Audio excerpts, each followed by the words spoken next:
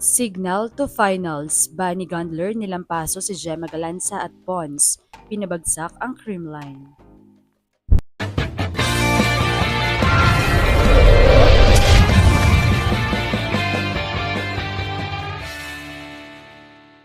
What's up, Volleyball Nation? Welcome back to my YouTube channel.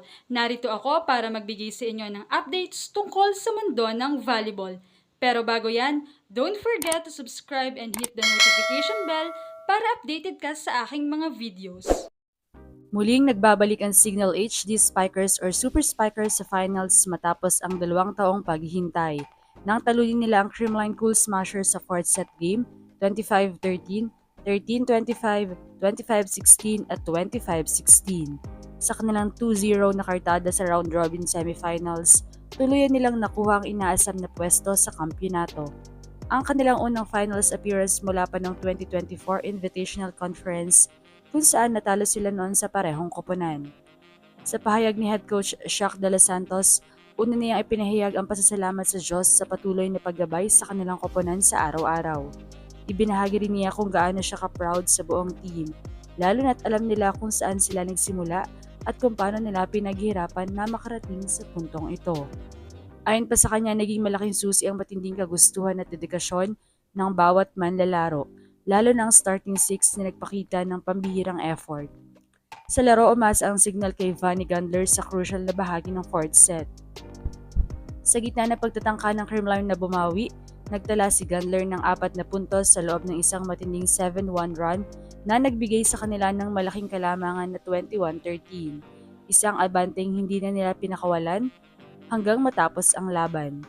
Tinapos ni Gundler ang laro na may kabuuang 24 points mula sa 22 attacks at 2 blocks, with 10 excellent receptions, na naging daan para sa pagbabalik ng Signal sa finals. Samantala, si Erica Santos ay nagtala ng double-double na 14 points at 14 excellent digs, habang si Tin Tiamson ay nag-ambag din ng 14 points at 10 excellent receptions na parehong sumuporta sa impresibong performance ni Gundler. Dagdag pa rito si Rose Doria Aquino ay nakapagbigay ng 10 points upang makumpleto ang listahan ng mga nag-double digit. Sa playmaking, mahusay na pinatakbo ni Jel Cayuna ang opensa sa kanyang 29 excellent sets at nakapagdagdag pa ng 2 points. Sa defense at naman, nanguna si Don Katintig na may 21 excellent digs. Samantala, ang naging resulta ng laban ay naglatag ng matinding laban para sa huling pwesto sa finals. Ang Creamline na may 1-1 record ay tabla sa Farm Fresh, kaya nakasalalay ang kanilang kapalaran sa darating na laban nila sa Webes. Sa panig ng Creamline, nanguna si Bernadette Pons na may 17 points mula sa 15 attacks at 2 blocks. Samantala si Gemma Galanza ay nalimitahan lamang sa 10 points, ngunit nakapagtala pa rin ng 17 excellent receptions.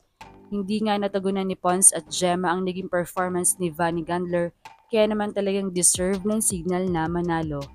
Dahil nga rito ay crucial para sa Creamline ang laban kontra Farm Fresh dahil minsan na silang natalo ng mga ito, kaya naman wala pang kasiguraduhan kung makakabalik muli ang Creamline sa finals upang makalaban muli ang Signal HD Spikers na bitbit na ang ticket to the finals.